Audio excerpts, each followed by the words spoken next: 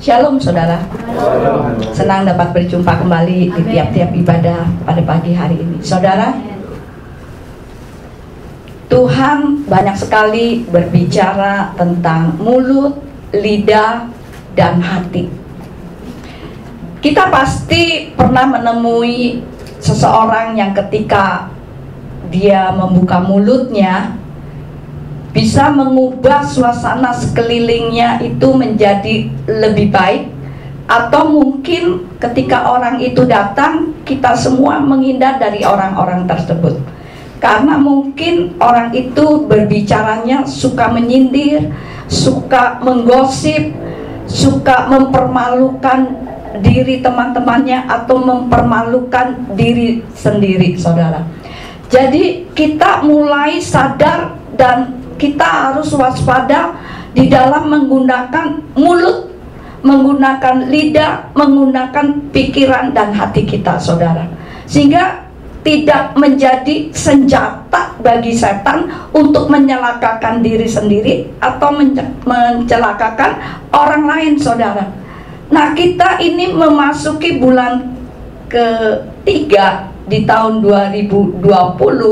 Mari kita berkomitmen kepada Tuhan, kita ubah komitmen kita. Apa yang keluar dari mulut kita, coba kita buka Pengkhotbah 5 ayat 1 sampai 6. Pengkhotbah 5 ayat 1 sampai 6. Demikian bunyi firman Tuhan. Janganlah langkahmu seperti ketika engkau pergi ke bait Elohim, bahkan mendekat untuk mendengarkan lebih dari pemberitaan kurban orang-orang bodoh, karena mereka tidak menyadari bahwa mereka berbuat jahat. Janganlah terburu-buru dengan mulutmu, dan janganlah hatimu lekas-lekas mengeluarkan kata-kata di hadapan Elohim, karena Elohim di surga dan engkau di bumi.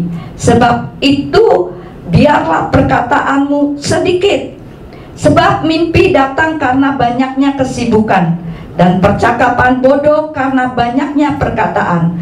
Apabila engkau bernasar kepada Elohim, janganlah menunda untuk menempatinya, karena dia tidak suka dengan orang-orang bodoh. Penuhilah apa yang telah engkau nasarkan itu. Lebih baik jika engkau tidak bernasar daripada bernasar dan tidak menempatinya. Janganlah mulutmu mengakibatkan tubuhmu berdosa, dan janganlah berkata di hadapan malaikat bahwa itu suatu kekeliruan. Haruskah Elohim menjadi murka atas perkataan-perkataanmu dan merusakkan pekerjaan-pekerjaan tanganmu? Sebab sebagaimana banyaknya mimpi, perkataan sia-sia melimpah, tetapi takutlah akan Elohim. Amin. Nah, saudaraku yang terkasih, Tuhan itu menciptakan lidah untuk apa sih? Bapa Yahweh menciptakan lidah untuk apa? Untuk berbicara, untuk kita bisa makan, untuk kita bisa mencicipi. Nah, lidah berperan untuk juga menghasilkan huruf-huruf ketika kita bersuara, saudara. Kalau tanpa lidah, kita tidak dapat membentuk sebuah huruf-huruf, saudara. Dan mungkin kita akan sulit mengucapkan kata-kata tanpa lidah. Selain itu, Tuhan menciptakan lidah agar manusia itu dapat memuji Bapa Yahweh, saudara. Dapat berkata-kata, berkomunikasi dengan Bapa Yahweh, dan berkata-kata dengan sesama kita.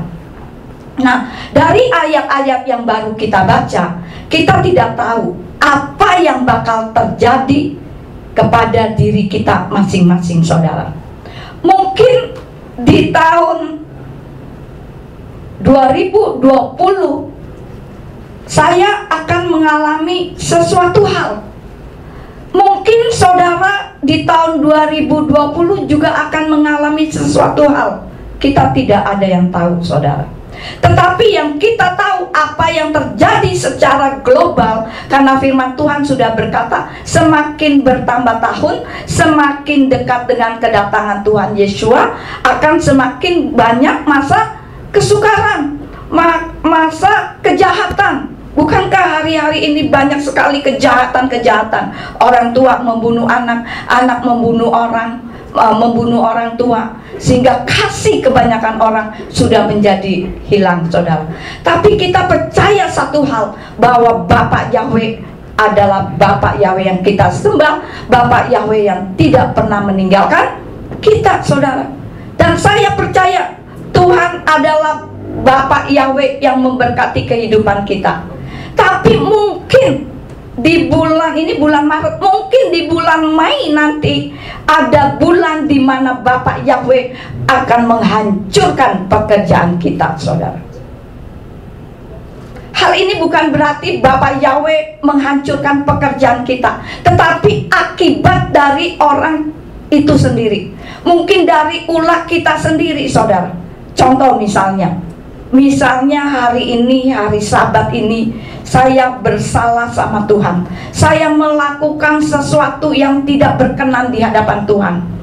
Belum tentu dalam seminggu saya akan merasakan akibatnya. Mungkin saya akan merasakan akibatnya itu beberapa bulan kemudian, atau beberapa tahun kemudian, atau beberapa puluh tahun kemudian. Tetapi pasti apa yang saya perbuat yang tidak berkenan di hadapan Bapak Yahweh pasti akan ada konsekuensinya, saudara. Nah, kalau seandainya itu bakal terjadi di bulan Mei misalnya, ini kan bukan bulan Mei, ini masih bulan Maret. Ya kan, ini masih bulan Maret. Bagaimana kita menghadapi ini, saudara? Karena kita harus tahu penyebab awalnya itu apa sih? Coba kita baca ulang Pengkhotbah 5 ayat yang kedua. Di situ dikatakan apa?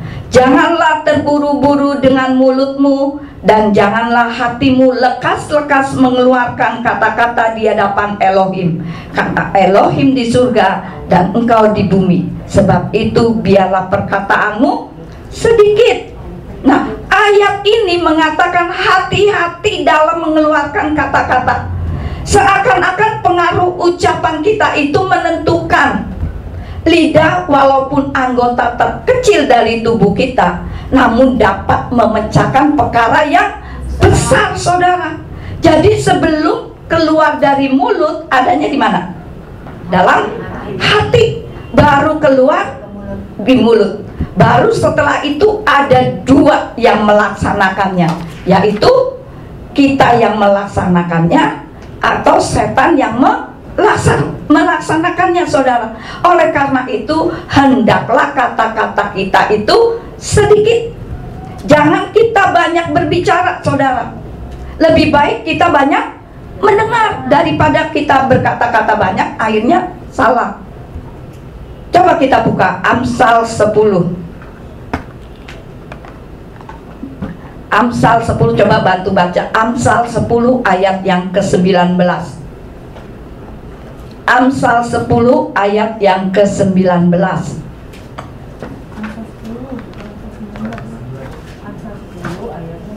Amsal 10 ayat yang ke-19. Ayat yang ke-19. Ini sebelahnya kamu ke bawahin. Nah, itu bawahin. Coba bantu baca ayat Amsal 10 ayat 19.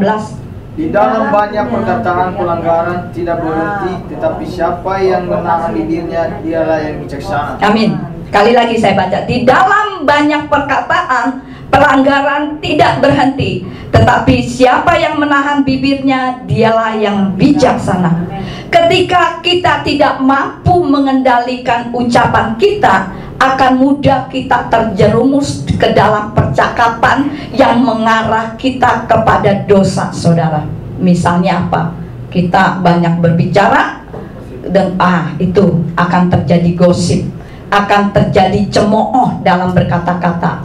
Semua itu bisa dengan mudah keluar dari mulut kita ketika kita tidak bisa mengendalikan ucapan kita, saudara. Contoh kasus, saudara. Ada seorang yang bernama David Letterman. Secara resmi dia minta maaf kepada Sarah Palin. Dia ini mantan calon wakil presiden Amerika yang dikalahkan oleh Obama, saudara. Pasalnya salah satu guruan daripada David ini di acara live show, dia ternyata menyinggung Sarah dan keluarganya, saudara. Maksudnya itu hanya gurau, hanya bercanda, tetapi secara tidak sengaja David ini perkataannya itu kasar banget, saudara. Mungkin ketika saudara berkata-kata kasar dengan misalnya kepada Pak Yesaya bisa tersinggung, bisa marah, saudara. Kemudian hal ini diadukan.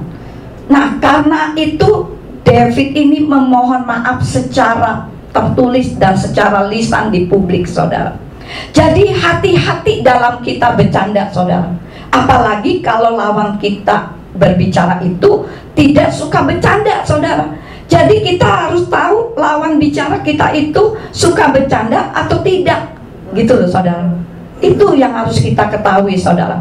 Karena dengan kata-kata kita yang maksudnya kita bercanda bisa menyakitkan hati seseorang, saudara. Kemudian bisa juga dendam, saudara. Kemudian lanjutan, coba kita baca Pengkhotbah 5 ayat 4-6. Pengkhotbah 5 ayat 4-6. Di situ dikatakan apa? Apabila engkau bernasar kepada Elohim, janganlah menunda untuk menepatinya, karena dia tidak suka dengan orang-orang bodoh. Penuhilah apa yang telah engkau nasarkan itu. Lebih baik jika engkau tidak bernasar daripada bernasar dan tidak menepatinya. Janganlah mulutmu mengakibatkan tubuhmu berdosa, dan janganlah berkata-kata di hadapan malaikat bahwa itu suatu kekeliruan. Haruskah Elohim, perhatikan saudara, haruskah Elohim menjadi murka atas perkataan-perkataanmu dan merusakkan pekerjaan-pekerjaan tanganmu? Sebab sebagaimana banyaknya mimpi, perkataan sia-sia melimpah, tetapi takutlah akan Elohim, saudara. Apakah perlu Bapak Yahweh menjadi murka pada bulan Mei ketika saya berbuat salah kepada Bapak Yahweh? Apakah Bapak Yahweh menjadi murka pada bulan Mei atas ucapan-ucapan kita dan merusak pekerjaan tangan kita, saudara? Hati-hati, saudara. Lalu seringkali kita berucap, Tuhan, kenapa pekerjaanku hancur? Kenapa rumah tanggaku hancur? Kenapa ini dan itu? Kenapa Tuhan? Seringkali kita begitu. Padahal kan saya ke gereja, saya memberi perpuluhan, saya melayani Tuhan, saya berdoa, saya baca kitab suci dan lain. Kenapa Tuhan hal ini terjadi pada diri saya? Seringkali kita demikian, saudara. Ada 3 hal yang kita akan pelajari hari ini, saudara. Yang pertama, saudara, hati-hati dengan perkataan yang keluar dari dalam hati kita, saudara. Sebelum berkata, adanya tadi di mana? Di hati. Pada saat masih di hati, Tuhan tahu nggak? Tuhan tahu, saudara. Misalnya, saudara, di dalam hati saya berkata-kata negatif tentang Ibu Teli, misalnya, Ibu Teli. Dalam hati ini, dalam hati. Ibu Teli tahu nggak? Enggak. Ibu Teli nggak tahu apa yang saya perkatakan. Tetapi sebelum terucap keluar, Tuhan tahu, saudara. Nah, itu stempel Tuhan, saudara. Itu stempel Tuhan. Dan pada saat stempel itu diucapkan, saya mengucapkan Ibu Teli bla bla bla bla, setan akan tangkap, saudara. Setan akan tangkap. Karena setan selalu menangkap hal-hal yang negatif untuk dijadikan sebagai bahan bukti, saudara. Pada waktu keinginan keluar, itu celah setan untuk menyerang, saudara. Ketika ucapan saya dalam hati saya keluar, itu setan akan menyerang. Maka pengkhotbah berkata, jangan mulai hatimu berkata, saudara. Itu pengkhotbah, saudara. Jadi setiap orang yang mempunyai pikiran negatif, setan siap di situ, saudara. Setan siap di depan hati saudara. perkataan kita itu menentukan hidup kita itu berhasil atau kehidupan kita itu hancur, saudara. Coba kita buka Matius 9. Matius 9 ayat 3 sampai 4. Matius 9 ayat 3 sampai 4, di situ dikatakan, dan lihatlah beberapa ahli kitab berbicara di antara mereka sendiri. Tetapi jika di LAI itu dalam hatinya orang ini menghujat. Saya lebih suka terjemahan LAI. Dalam hatinya orang ini menghujat. Dan Yesua setelah mengetahui pikiran mereka, dia berkata, mengapa kamu memikirkan yang jahat dalam hatimu?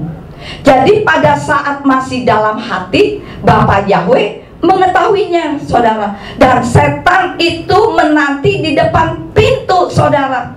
Karena musuh manusia adalah setan, saudara. Setan tahu apa yang kita perbuat, sedangkan kita tidak tahu apa yang setan perbuat. Karena setan itu wujudnya roh, saudara. Coba kita buka 1 Petrus 5. 1 Petrus 5 ayat yang ke-8.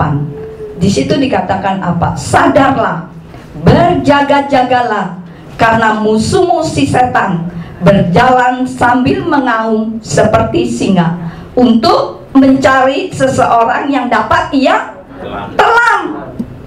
Mencari seseorang yang dapat ditelan berarti ada yang tidak dapat ditelan, saudara.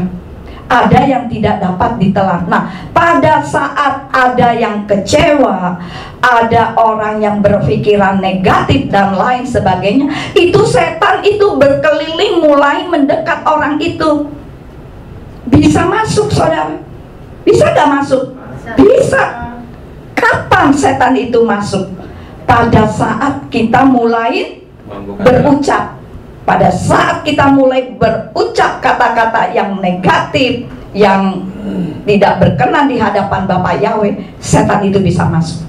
Misalnya, mulai hari ini, misalnya Pak Ye, saya bilang, Ibu Priscilla, mulai hari ini saya tidak akan pergi ke GPF ini, karena gereja ini adalah gereja sesat.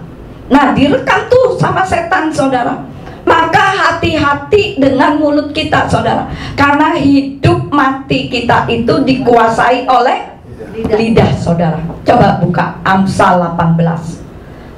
Amsal 18 ayat 21.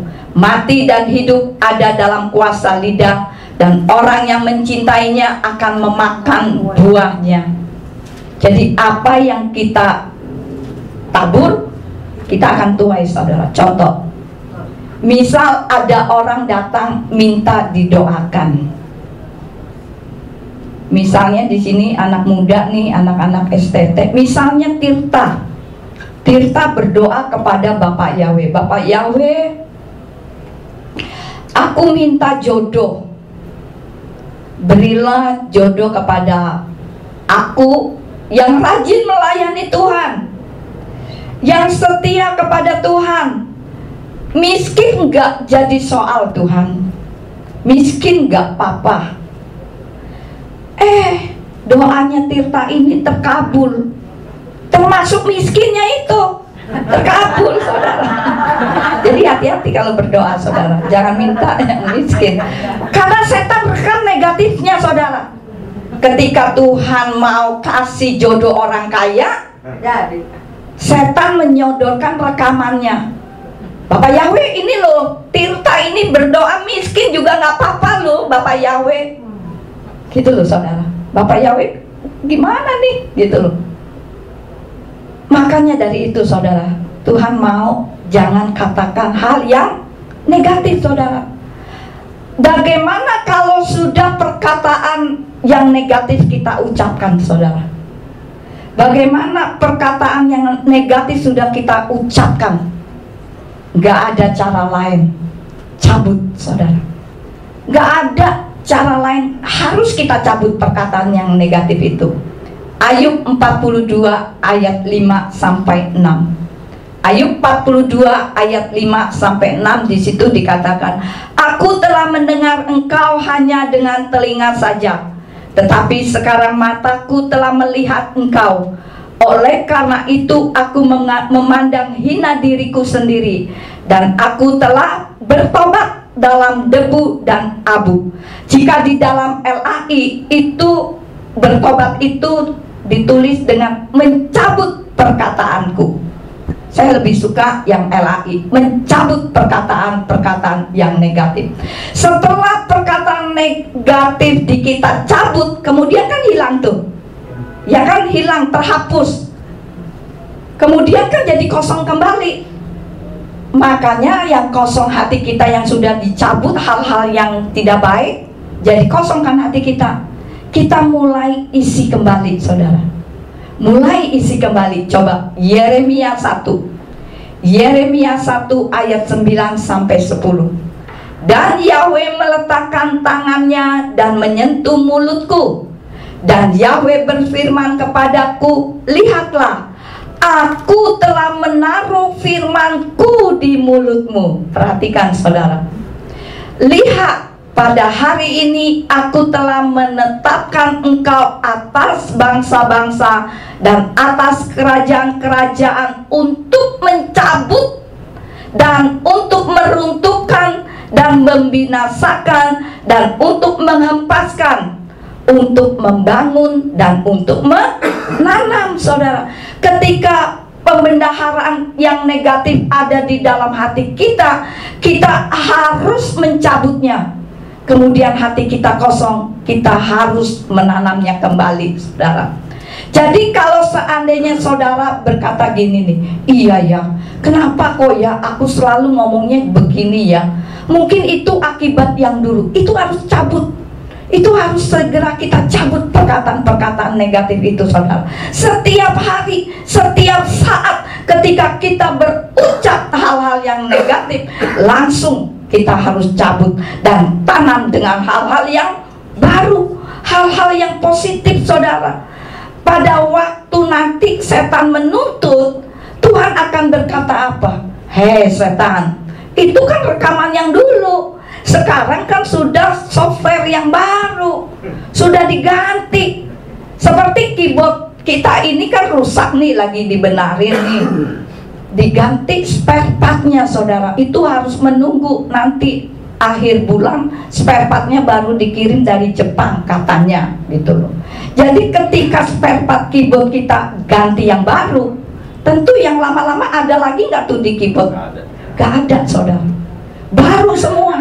Nanti kemudian Patias itu akan mengisi memori-memori yang baru, gitu loh. Itu pun demikian dengan hati kita.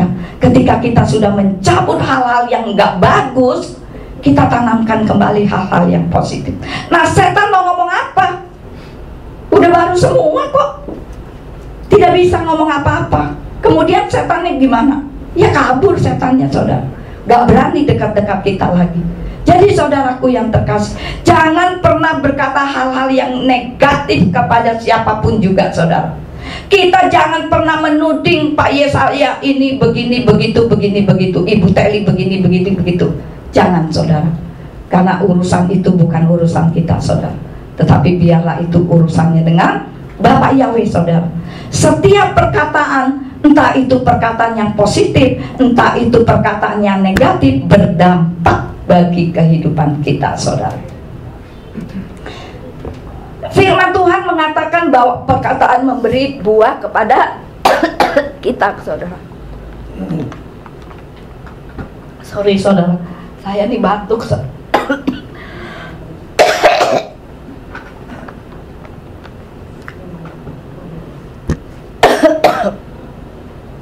Kenapa saya batuk? Ada ceritanya, saudara. Bukan corona loh, saudara. Ketika Valentine yang lalu, saya ini tuker-tukeran coklat. Coklatnya itu enak, saudara. Sambil tidur, sambil potet makan. Kemudian tertidur, nggak minum lagi. Kemudian makan kacang mete, makan coklat, makan kacang mete, nggak minum. Akhirnya besokannya saya batuk sampai hari ini. Dan saya ini nggak pernah makan obat, saudara. Jadi baik dengan sendirinya. Nah, ketika ada ciri-ciri corona, ciri-ciri corona, iya, batuk tanpa demam, nelen susah. Nah, saya ini nelen susah, sakit. Tapi aduh, Tuhan, apakah aku corona nih? Gitu. Enggak deh, gue tengking gitu loh. Ternyata enggak, karena dampaknya, konsekuensinya saya makan coklat sehingga saya batuk, saudara. Sebab itu, saudara, penting bagi kita ini untuk berkata-kata seperti apa yang firman Tuhan katakan mengenai kita, saudara. Bila kita lelah berkata, aku kuat dalam Yesua, aku kuat dalam Yesua. Saat tertekan, katakan dalam Yesua, Tuhan Yesua, aku mampu. Ketika kita mungkin menghadapi sebuah perkara, kemudian kita mengalami kekurangan, katakan, Bapak Yahweh Jireh di dalam kehidupan saya. Ketika kita sakit, melalui bilur-bilur Yesua, kita pasti akan sembuh. Ucapkan hal yang positif, saudara. Saya dapat hikmat ketika semalam berdoa. Bapak Yahweh itu kan di dalam Mazmur 23 ayat 1 dikatakan apa? Mazmur 23 dikatakan apa? Yahweh adalah gembalaku, tidak akan kekurangan aku. Kalau di Wahyu ditulis surga itu bertahtakan berlian, emas, kayak kan Bapak Yahweh kita. Bapak Yahweh adalah gembalaku. Kita hambanya tidak akan kekurangan, karena di surga banyak emas. Tapi kan kalau kita ke surga baru kita bisa melihat emas. Sekarang kan kita belum di surga. Jadikan kehidupan kita di dunia ini seperti di surga, saudara. Bapak Yahweh adalah gembalaku, aku hambamu tidak akan kekurangan. Di surga penuh dengan emas. Ketika hambanya berdoa, mintalah, maka gembala itu pasti akan diberi. Kita pasti akan diberi. Itu yang saya dapat. Jadi ketika saudara berdoa, saudara positif berkata-kata, saudara doanya diganti. Bapak Yahweh, aku ini hambamu, engkau adalah Bapak Yahweh Jireh, Bapak Yahweh gembalaku, aku tidak akan pernah kekurangan. Di surga banyak emas. Bapak Yahweh, sekarang aku butuh dana, butuh duit.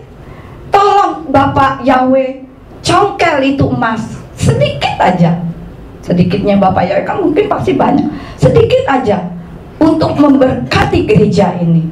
Dan saya percaya pasti Bapak Yahweh akan memberkati saudara.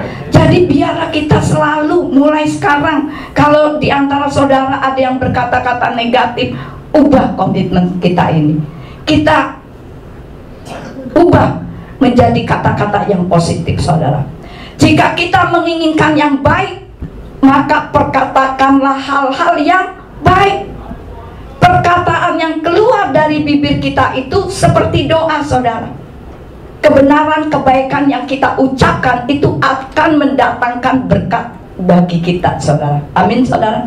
Sebaliknya kekhawatiran, kenajisan itu akan mendatangkan kutuk, saudara. Pada saat perkataan berkat kita ucapkan, berkat itu menjadi sebuah tudung yang menyelubungi kehidupan kita, saudara. Sehingga hidup kita itu selalu berada dalam situasi berkatnya Bapak Yahweh. Kalau saudara percaya, pasti berkat itu akan selalu menulungi kehidupan kita, dan kita tidak akan pernah kekurangan, saudara. Jika perkataan kita mengandung kutuk, yang diucapkan, kutuk itu akan menjadi seperti racun yang menyebar ke seluruh syaraf kita, saudara, sehingga akan melemahkan kehidupan kita dan akhirnya akan mencelakai kehidupan kita sendiri, saudara. Itu sebabnya firman Tuhan katakan apa, saudara? Mati dan hidup ada dalam kuasa lidah, dan orang yang mencintainya akan memakan buahnya, saudara. Jadi hati-hati dengan perkataan kita, saudara. Kita juga jangan main tudang-tuding orang, saudara, tetapi biarlah kita koreksi diri kita sendiri, saudara. Ada beberapa cara untuk menjaga lidah kita, saudara. Yang pertama, saudara, sebelum kita mengatakan sesuatu, pikir dulu, saudara. Saya kalau misalnya mengomelin pembantu saya pikirkan dulu kata-katanya, saudara. Ketika saya akan berucap itu akan menyakitkan hatinya enggak? Gitu loh, saudara. Jadi pikirkan terlebih dahulu. Kemudian yang kedua, saudara, pantaskah apa yang saya katakan ini? Banyak perkataan sesuai dengan situasi yang diucapkan, saudara, namun sebenarnya tidak pantas untuk diutarakannya, saudara.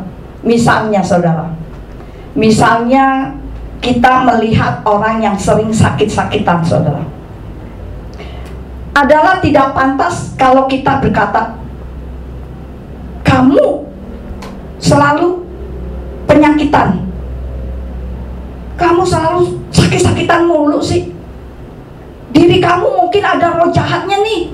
Sering kan kita gitu. Oh, misalnya dia sakit, oh dia mungkin kamu harus bertobat, mungkin kamu sakit karena dosa. Ini akan melukakan hatinya, saudara. Jangan kita pernah ucapkan hal itu, saudara. Kalau misalnya ada teman kita yang sakit, ya udah doain aja. Jangan kemudian dituding-tuding karena begini karena begitu, saudara. Memang ada sakit yang karena dosa, tetapi itu tidak semuanya kita tuding itu sakit karena dosa. Mungkin juga bisa ceroboh, kayak saya ini ceroboh, makan coklat, makan kacang, tidak minum, akibatnya saya batuk. Kemudian yang ketiga, saudara, pentingkah apa yang saya katakan ini? Pentingkah apa yang saya katakan ini? Kadang-kala ada hal yang nyata namun tidak penting untuk dikatakan, saudara. Kemudian yang keempat, saudara, bergunakah apa yang saya katakan ini? Banyak perkataan yang sebenarnya tidak berguna untuk kita katakan, saudara. Karena khawatirnya yaitu kita misalnya WA nih. Kadang saya kalau WA ya saya hapus. WA lagi, aduh kayaknya nggak pantas nih, saya hapus. Saya sering kali begitu. Takutnya orang yang membaca WA saya itu tersinggung, saudara. Dengan proses 4 langkah ini kita dapat menjaga lidah kita dari setiap perkataan yang sia-sia, saudara. Karena Tuhan memperlakukan kita sesuai dengan apa yang kita katakan, saudara. Coba kita buka Bilangan 14. Bilangan 14 ayat yang ke-28. Bilangan 14 ayat yang ke-28, di situ dikatakan, katakanlah kepada mereka sebagaimana aku hidup, firman Yahweh, sekiranya bukan karena apa yang telah kamu katakan ke telingaku, demikianlah aku akan melakukannya kepadamu. Nah, saudaraku yang terkasih, pada saat bangsa Israel keluar dari Mesir, padahal Bapak Yahweh berjanji akan membawa mereka ke negeri perjanjian. Tapi karena bangsa itu selalu bersungut-sungut dan selalu berkata kepada Musa, bangsa Israel selalu berkatanya apa sih? Lebih baik kami mati di tanah Mesir, atau lebih baik kami mati di padang gurun. Mengapa kamu bawa kami ke negeri yang supaya kami tewas dengan pedang? Itu yang selalu bangsa Israel sungut-sungut dengan Musa, saudara. Dan kitab suci memberitahukan bahwa Yahweh memperlakukan mereka seperti yang mereka ucapkan, saudara.